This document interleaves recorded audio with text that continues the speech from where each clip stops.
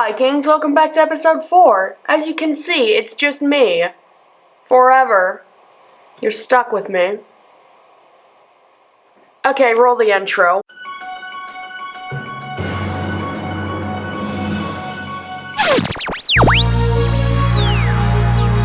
You're now watching Viking News.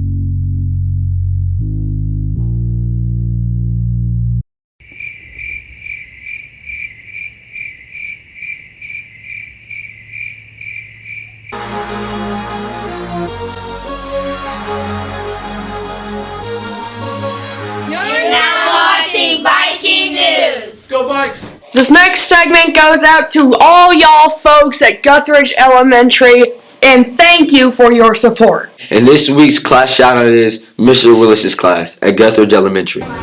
My name is Cyan. I'm in 5th grade, and my favorite part about it is probably how my dad is my teacher. My name is Austin, and in 4th grade, the favorite thing I like about 4th grade is math. It's very fun and easy, and I really enjoy it. Hi, my name is Miles. I am in 5th grade. What my favorite part about school is math, because that's basically the only thing I like to do. Reading, my kind of favorite.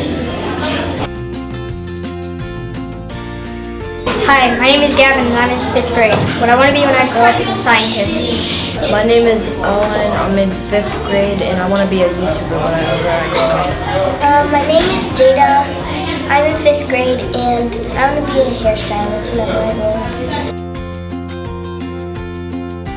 My name is Tate. I'm in 5th grade and my favorite teacher is Mr. Willis. My name is Julian and I'm in 5th grade. I'm 10 years old and my favorite teacher is Mr. Willis. Hey man, Trey, I don't know about you, but I have fun with this segment. Yeah, you know, all the teachers from the middle school were showing us love, so we had to go show them some love. Let's check it out. I'm Trey Mack, and I'm here with Mrs. Smith. And today we've got some questions coming from the high school to the middle school. So, first question, what is it like having like a different age group coming from us to the new kids in the school now? I think since COVID, we have maybe lost a little social emotional learning, and so we're working on those social skills. Mr. Wes Kroll Parsons, science teacher, 8th grade. So what has changed from my time to now? What has changed in the last few years? First off, when you guys were here, we were going through the pandemic, so we had a lot of quarantine breaks. We had a lot of kids out of school doing Zoom learning. Some of you guys did Zoom learning. Now we have everybody. We have all the technology we have then, but we have everybody here.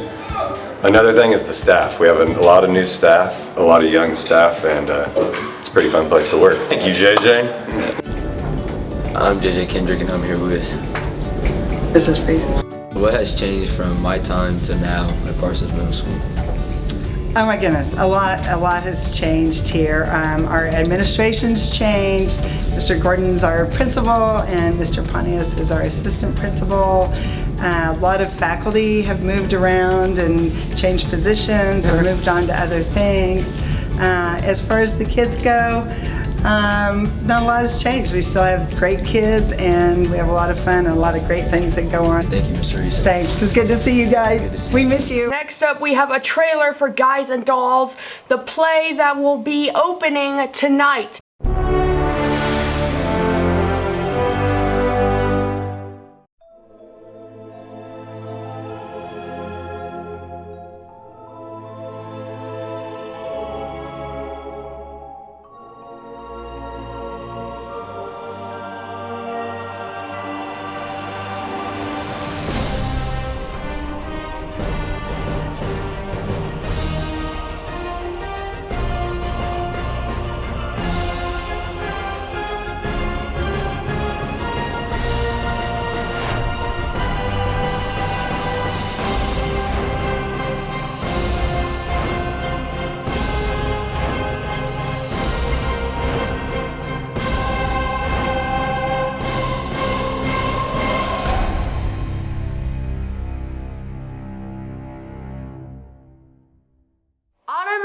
Memorial Day went down to Millie's to buy a couch, and then they came back with a story and a couch.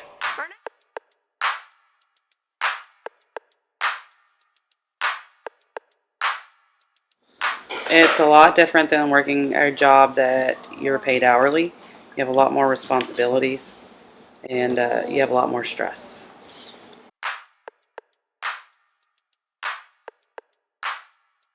So, in the beginning, we struggled a lot with getting furniture in on a timely basis because of everything being held up because of COVID. That's kind of cleared up now. It's just now learning a new normal. Well, we went to PSU and did a study on Parsons, and there was a need for a furniture store, so we kind of just rolled with it.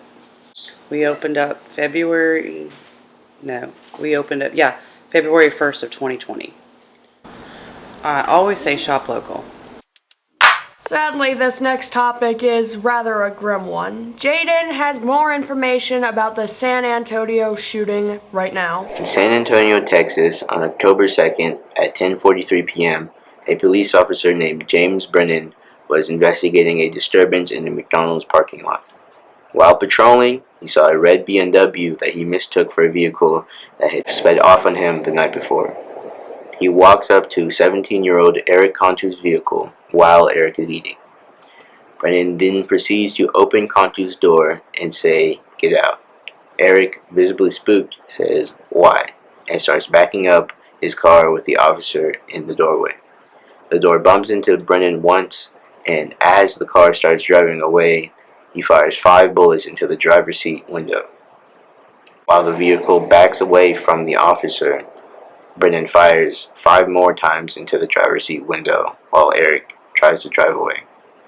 Eric's car made it 1 block over before he exited and passed out while his girlfriend tried to contact paramedics.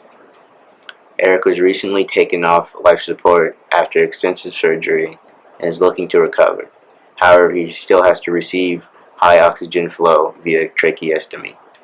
James Brennan has been fired and is out on bail for 2 counts of aggravated assault. 38,000 people have died from gun violence this year, which has us at Viking News thinking, why is this type of violence so common in today's society? As of right now, at an all-time high. Poverty's at an all-time high. Jobs are at an all-time low. The background checks are not required. Most states, it takes a few hours to get a background check in. If you buy from a personal, you can get it right then on the spot. People should be given, I feel like there should absolutely be background checks. I feel like they should absolutely have to wait a few days, because if they're mad about something, maybe those few days will give them the time to cool off, rethink about things. Drastic times call for drastic measures, I guess, is what I'm trying to say. I feel like they need to have a whole few months worth of mental health training. When you're getting arrested, you're dysregulated, you're not going to be cool, calm, and collected. Therefore, officers are already going to be on 10. I know in other jobs that I've had, we have weeks and months worth of training how to de-escalate people, as to where cops do not require that at this time. I'm sure there's a few hours here and there, but it's not near as intense as what it should be. I know as an officer, you're probably on 10 anyway, ready to go, but a lot of these incidences could just be talked down. I feel like a social worker should be there on spot as soon as the cops arrive. A case manager, a therapist, a crisis committee, something should be there. And then I also feel like there should be more repercussions if an officer has been in trouble in the past with anger, more physical altercations, and maybe not even firing, depending on what the circumstances are, but they should be counseled. They should be, like, that job is stressful, and officers should have a lot more training in mental health, but they should also have access to mental health. Long story short, I've had jobs that people have physically attacked me with knives, objects, the whole 9 yards. If I were to have put a mark on that person, I would be in jail and or have plenty of charges. If I can be trained on how to de-escalate and how to restrain without leaving marks on people, officers should be able to do that as well. I think gun violence has changed in a lot of different ways. Obviously guns for a long time were used as weapons of war and then hunting. Nowadays we see it depicted in a lot of different ways, whether it's in videos, movies, and then I think just our culture's changed overall. So I can't tell you whether if it's better or worse necessarily, but it's definitely changed how it's being used. I have a feeling, I don't know without statistics, it's probably always been the way it is. Nowadays, officers have to wear body cams in most places, so I think we see a lot more. And then, of course, people have cell phones, so it's way easier for us civilians to record when we see officers doing things they maybe shouldn't be doing. Like, I think overall, police officers do their job great, but if they could have more education in de-escalation. Do you think police officers should have more training for their mindset and mental health before going out in the field? I'm in the hallway with a camera. He's coming for you. It's JC's random interviews. My favorite season is winter because I like to be cold. Because in the summer you're just hot and sweating, so like I like to be cold, Yeah. My favorite season is winter because I like to dress comfortable and warm, as you can see. My favorite holiday is anything that involves family. Is that a favorite? No, I think that's all of them. Anytime I can get together with family, it's a holiday because family is the best. My favorite movie is White Chicks because it has peak comedy in it. Terry Crews is a very funny man. Always tells the white chocolate not to worry. It's very, very funny. I really like Stranger Things because it's really in-depth about its storyline and a little bit of horror too with it.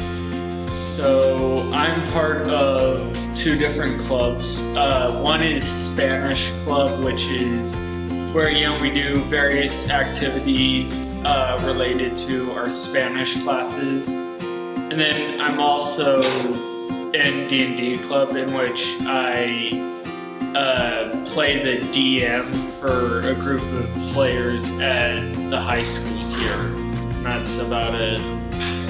Alright, so the things that I feel like 503 High School could do better is more school spirit from the students, because when we have more school spirit, we have more involvement and engagement in our programs. We also see that grades go up when students are more engaged and involved, and I feel like we just need more of a heartbeat, and it's starting to come back from COVID, so more of it. Hi, my favorite segment is probably Fit Check because I really appreciate that some people have some fashion in this school. Me, t-shirt, jeans, which is fine, but I like seeing other people's cool outfits.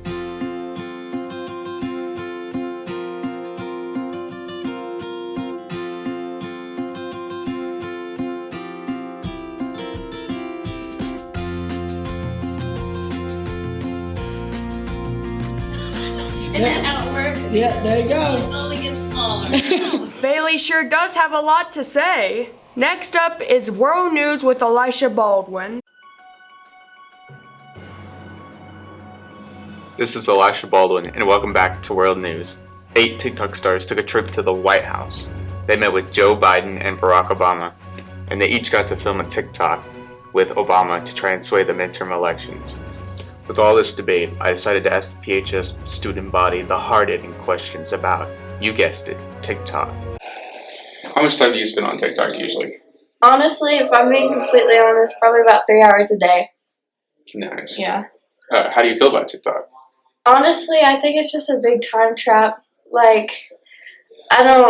enjoy being on it, but it takes up so much useful time that I could be studying or talking to my parents. Yeah, alright, thank you. How much time do you spend on TikTok? Probably 2 hours or more. How do you feel about TikTok? I like it. It's okay. Yeah. Alright, thank you. How do you feel about TikTok? I think that with any technology, there is a balance that it has allowed everyone to be a user and to be a content creator. However, I'm concerned about the forgettability of it because the clips are so short. People can spend an exorbitant amount of time, and once they put it down, have no idea what it is that they've just watched. Yeah. All right. Well, thank you for your time. With Viking News, I'm Elisha Baldwin, and be safe out there.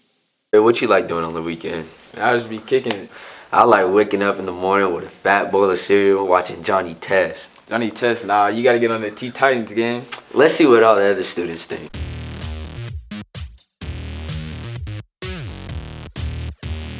My favorite character is Darwin from Amazing World of Gumball because he's chaotic, the sidekick, and like super adorable. Alright, so my favorite fictional character would have to be Damon Salvatore from The Vampire Diaries because him and Elena's love is adorable, and the fact that he would sacrifice the world for her and do anything for her, I just love that. My favorite fictional character is Sid because he's very adorable when he gets the little attitude in front and beginning of the movie. I do script writing, I do laundry, when's Miss K gonna put me on payroll? This has been JC from Viking News. I'll see you next time. Stay safe and go Vikes.